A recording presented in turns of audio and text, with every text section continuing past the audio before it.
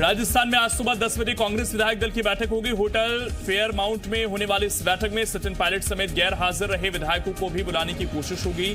CM Ashok Gehlot का कहना है कि अगर कोई मतभेद है तो बैठक में आकर अपनी बात रखें। सचिन पायलट और उनके समर्थक विधायक मानेसर के होटल में ठहरे। कल शाम उन्होंने यहां का एक वीडियो शेयर किया। सूत्रों के मुताबिक सचिन पायलट ने राहुल गांधी से मुलाकात करने से इनकार कर दिया है। जानकारी के मुताबिक सचिन पायलट ने प्रियंका गांधी से बातचीत और सुलह के फॉर्मूले की खबरों को खारिज किया। वहीं मुख्यमंत्री अशोक गहलोत अपने समर्थक विधायकों के साथ जयपुर के फेयर माउंट होटल में ठहरे हुए हैं। विधायकों के साथ डिनर करते हुए गहलोत की तस्वीर और वीडियो भी जारी किया गया है। इससे पहले अशोक गहलोत ने राज्य में बहुमत का दावा किया।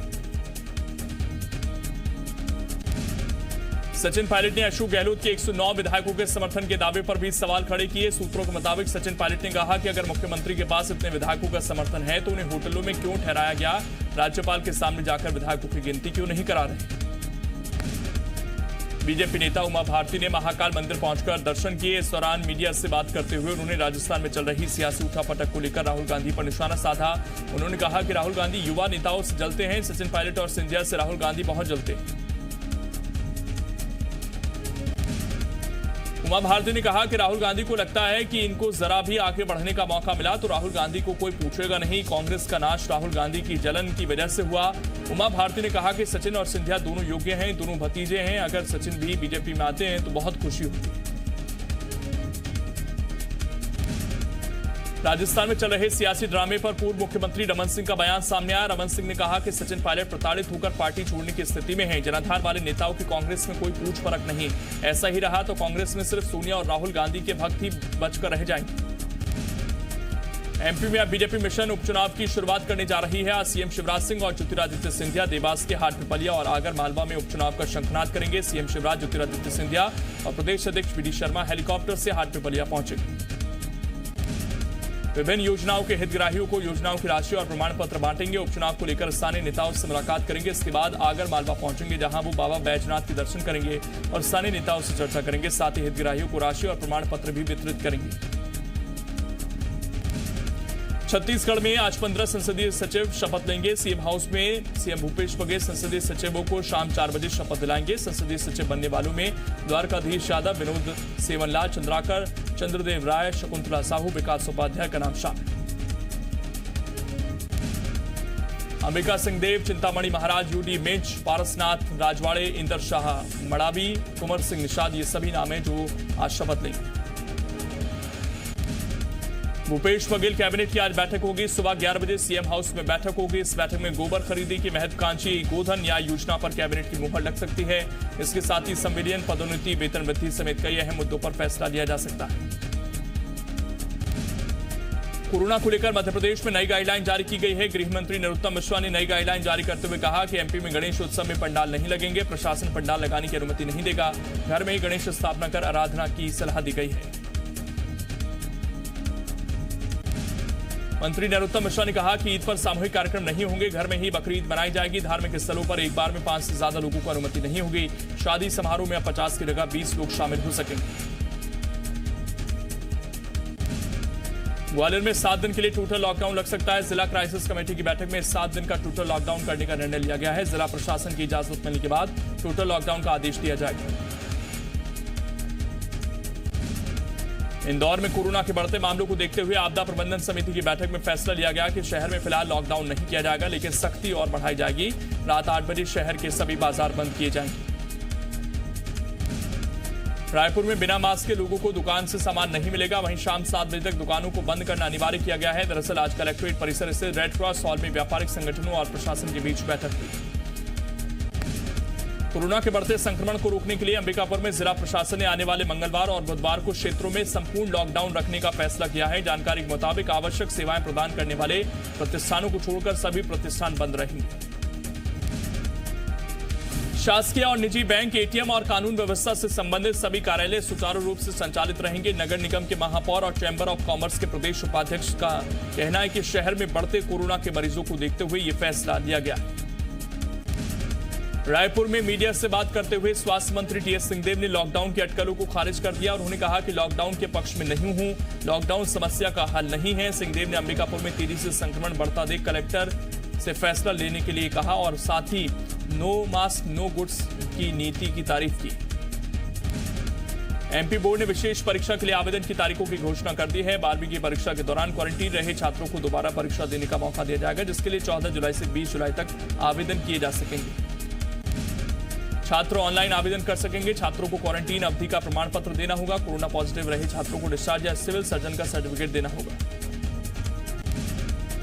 मध्य प्रदेश में कोरोना का कहर जारी। 24 घंटे में कोरोना के 575 नए मरीज सामने आए। कल कोरोना से 10 लोगों की मौत हो गई। छत्तीसगढ़ में कोरोना का कहर लगातार जारी। प्रदेश में कल 184 नए मरीज सामने आए, जिसके बाद प्रदेश में कोरोना के एक्टिव मरीजों की संख्या 1044 हो गई। देश में कोरोना संक्रमितों की संख्या 8,78,254 हुई। अच्छी बात है कि देश में ठीक हुए मरीजों का रिकवरी रेट 63% हो गया है। दिल्ली में कोरोना से ठीक होने वाले मरीजों की दर 80% हो चुकी है। दिल्ली में बीते 24 घंटे में कोरोना के 1246 नए केस मिले। इस दौरान 1344 लोग स्वस्थ होकर घर पहुंच गए। महाराष्ट्र में कोरोना के मरीज बढ़कर 2,60,000 हुए। पिछले 24 घंटे के दौरान यहां 6400 नए मामले मिले, जबकि पिछले 24 घंटे में यहां कोरोना से 193 लोगों की मौत हुई। कोरोना वायरस से लड़ाई के लिए दिल्ली में आज दूसरे प्लाज्मा बैंक का उद्घाटन किया जाएगा। नया प्लाज्मा बैंक लोकनायक जयप्रकाश अस्पताल में बना है। कोरोना संक्रमित मरीजों में प्लाज्मा थेरेपी काफी कारगर साबित हो रही है। बीती शाम बेंगलुरु में शराब की दुकान पर भारी भीड़ दिखी। लोग एक साथ ज्यादा शराब खरीदते दिखे। इसकी वजह से कर्नाटक सरकार ने आज से बेंगलुरु शहर और ग्रामीण इलाकों में 1 सप्ताह के लिए लॉकडाउन की घोषणा कर दी है। जम्मू कश्मीर में आज से पर्यटकों को घूमने की इजाजत मिल गई है। इसके लिए खास गाइडलाइन तैयार की गई है। 65 साल से ज्यादा उम्र के लोगों को नहीं आने की सलाह दी गई है। कोरोना से संक्रमित अभिनेता अमिताभ बच्चन और उनके बेटे अभिषेक की तबियत ठीक। दोनों मुंबई के नानावटी अस्पताल में भर्ती हैं। मध्य प्रदेश विधानसभा की जमीन पर बनी झुग्गी बस्तियां हटाई जाएंगी। विधानसभा के प्रोटेम स्पीकर रामेश्वर शर्मा ने अधिकारियों को निर्देश दिए। विधानसभा में हुई बैठक में प्रोटेम स्पीकर रामेश्वर शर्मा ने विधानसभा की जमीन पर बसी झुग्गियों को हटाने के लिए कहा है। शिवराज कैबिनेट की बैठक में कई अहम फैसले लिए गए। मंत्री नरोत्तम मिश्रा ने बताया कि एमपी में अब साहूकार पठानी ब्याज नहीं लगा सकेंगे। इसको लेकर फैसला लिया गया है। सरकार की ओर से तय किया गया कि ब्याज ही साहूकार ले सकेंगे। अब जनता ही नगरपालिका अध्यक्ष और महापौर चुन सकेगी। मंत्री नरोत्तम मिश्रा ने बताया कि नगरीय निकायों के परिसीमन में 6 महीने की बढ़ोतरी के प्रस्ताव को मंजूरी मिली है। उन्होंने बताया कि सहकारिता संशोधन विधेयक को भी मंजूरी दी गई। धार में बेखौफ शराब तस्करों ने पुलिस पार्टी पर हमला कर दिया। घटना पीथमपुर थाना क्षेत्र के इंडोरामा टोल नाके के पास की है। बताया जा रहा है कि यहां बदमाशों ने कार से पुलिस पार्टी को कुचलने की कोशिश की। पूर्व मुख्यमंत्री अजीत जोगी के निधन के बाद खाली हुई बरवाही सीट को जीतने के लिए कांग्रेस ने एडी चोटी का जोर लगा दिया है। मंत्री रुद्र गुरु पेंड्रा पहुंचे, जहां उन्होंने अजीत जोगी के गांव जोगीसर और बेलपत्र का दौरा किया। इंदौर में एमवाई हॉस्पिटल प्रबंधन की लापरवाही से एक परिवार को अपने बेटे का अंतिम संस्कार तक करने का मौका नहीं मिला। पोस्टमार्टम के बाद शव बदल गए। जब लापरवाही का पता चला तब तक अंतिम संस्कार हो चुका था। यहां पुलिस का मानवीय चेहरा सामने आया। उनका कहना कि किसी और का शव ले जाओ और अपना बेटा समझकर जला दो। राजनांदगांव पुलिस को नक्सलियों के जमा किए गए सामान को बरामद करने में सफलता हाथ लगी। 30 जून को नक्सलियों से मुठभेड़ में नक्सलियों का डीवीसी प्लाटून कमांडर डेविड और रमेश ओई के गिरफ्तार हुआ था। उसकी निशानदेही पर बाघ नदी और गातापार थाना क्षेत्र के जंगलों में नक्सलियों का डंप किया गया सामान बरामद किया गया, जिसमें बड़ी मात्रा में कारतूस बरामद किए गए। 6 डेटोनेटर, 12 वॉकी टॉकी समेत बड़ी मात्रा में नक्सली साहित्य बरामद हुआ। इंदौर में डीआईजी ऑफिस के बाहर संजय पांडे नाम के व्यक्ति ने आत्मदाह की कोशिश की, लेकिन समय रहते कर्मचारियों ने उसे बचा लिया। संजय पांडे का कहना है कि उसने ओम प्रकाश सलूजा नाम के व्यक्ति से 1,60,000 रुपए लिए थे। संजय पांडे के मुताबिक उसने अन्नपूर्णा थाने में शिकायत की थी, लेकिन सुनवाई नहीं हुई। मामले में डीआईजी हरिनारायण चारी ने कहा कि संजय पांडे को थाने बुलाया गया था, लेकिन वो नहीं आए। अब आत्मदाह की कोशिश करना उचित नहीं। कोरबा के मानिकपुर पुलिस चौकी में एक नेताजी की दबंगई सामने आई। अपने कार्यकर्ताओं को थाने से छुड़ाने पहुंचे नेताजी ने पुलिसकर्मियों की कॉलर तक पकड़ ली और जमकर गाली गलौज की। भोपाल से नाबालिग लड़कियों से यौन शोषण मामले में रातीबड़ पुलिस ने मामला शहपुरा पुलिस को सौंप दिया, जिसके बाद पुलिस प्यारे मियां के उस फ्लैट पर भी पहुंची जहां पार्टी आयोजित की गई थी। भोपाल में नाबालिग लड़कियों से यौन शोषण के आरोपी पत्रकार प्यारे मियां पर पुलिस ने 30,000 का इनाम घोषित कर दिया है। तलैया थाना क्षेत्र में प्यारे मियां की अवैध संपत्ति पर प्रशासन ने बुलडोजर चला दिया। पुलिस का कहना है कि नाबालिग लड़कियों के साथ जिन जगहों पर यौन शोषण होता था उन जगहों की भी जानकारी निकाली जा रही है। अपने विधायक की संदिग्ध मौत के मामले में बीजेपी ने 12 घंटे का पश्चिम बंगाल बंद बुलाया। बीजेपी मामले की सीबीआई जांच चाहती है। उत्तरी दिनाजपुर में बीजेपी विधायक देवेंद्र नाथ रॉय का शव संदिग्ध हालत में एक दुकान के बाहर लटका मिला। बीजेपी पश्चिम बंगाल के प्रभारी कैलाश विजयवर्गीय ने विधायक की हत्या की निंदा की। हत्या को कायराना बताया। कहा, ममता बनर्जी के राज में बीजेपी नेताओं की हत्या का दौर थम नहीं रहा। हिस्ट्री शीटर विकास दुबे और उसके सहयोगियों के एनकाउंटर की जांच की मांग पर सुप्रीम कोर्ट में आज सुनवाई। कोर्ट इस मामले में दायर 3 याचिकाओं पर सुनवाई करेगी। वकील अनुप्रकाश अवस्थी ने मांग की है कि 2 जुलाई को 8 पुलिस वालों की हत्या की जांच सीबीआई या एसआईटी करे। ब्रह्मपुत्र नदी में बढ़ते जलस्तर की वजह से असम में 27 जिलों के 22 लाख लोग बाढ़ से प्रभावित। बाढ़ और बारिश की वजह से यहां पर अब तक 6 लोगों की मौत हो चुकी है। बिहार के पश्चिमी चंपारण में पहाड़ी नदी मसान ने विकराल रूप धारण कर लिया है। रामनगर और बगहा के बीच मसान नदी उफान पर है। नदी ने करीब 12 एकड़ खेती की जमीन का कटाव कर लिया। मुंबई में पति पत्नी के बीच सड़क पर मारपीट का एक वीडियो वायरल। खबरों के मुताबिक ये महिला पेडर रोड पर अपने पति का गाड़ी का पीछा कर रही थी। कथित तौर पर पति की कार में एक महिला थी। इसी से नाराज होकर पत्नी का गुस्सा फूट पड़ा।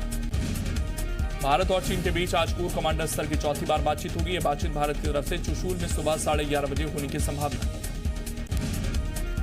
पेंगोंग झील के पास फिंगर 4 पर दोनों देशों की सेनाओं के पीछे हटने के मुद्दे पर भी आज की कोर कमांडर स्तर की बैठक में चर्चा होगी। इस इलाके से चीन के सैनिकों के पीछे हटने की पहले भी खबर आई थी।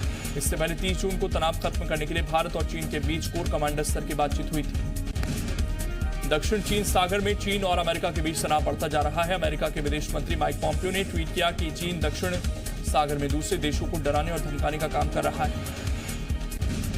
नेपाल के प्रधानमंत्री केपी शर्मा ओली ने भारत के खिलाफ एक बार फिर से विवादित बयान दिया। ओली ने कहा, भारत ने सांस्कृतिक अतिक्रमण के लिए नकली अयोध्या का निर्माण किया। नेपाल के प्रधानमंत्री के बयान पर भारत से कड़ी प्रतिक्रिया आ रही है। भारतीय संतों का कहना है कि ये नेपाल की संस्कृति को बदलने की कोशिश है। महंत दिनेंद्र दास ने कहा, ओली को सत्ता से जाना पड़ेगा। इससे पहले ओली ने कहा था कि भारत उनको सत्ता से हटाने की साजिश रच रहा है। भारत में डिजिटल अर्थव्यवस्था बनाने के लिए गूगल 10 बिलियन अमेरिकी डॉलर का निवेश करेगा। प्रधानमंत्री ने डिजिटल इंडिया पर गूगल के सीईओ सुंदर पिचाई से बात की। संयुक्त राष्ट्र के विशेष राजदूत ने कहा कि वो हांगकांग के भविष्य के लिए फिक्रमंद हैं। डेविड काय ने यह भी कहा कि यह देखना महत्वपूर्ण होगा कि क्या अभिव्यक्ति की आजादी पर प्रतिबंध उचित है। अमेरिका के राष्ट्रपति डोनाल्ड ट्रंप रविवार को वर्जीनिया के राष्ट्रीय गोल्फ क्लब में गोल्फ खेलते दिखे। इस दौरान ट्रंप गोल्फ कोर्ट पर ड्राइव करते भी दिखे। अमेरिका के कैलिफोर्निया में हॉलीवुड में फिर से फिल्म की शूटिंग शुरू हो गई है। कोरोना की महामारी की वजह से शूटिंग बंद थी।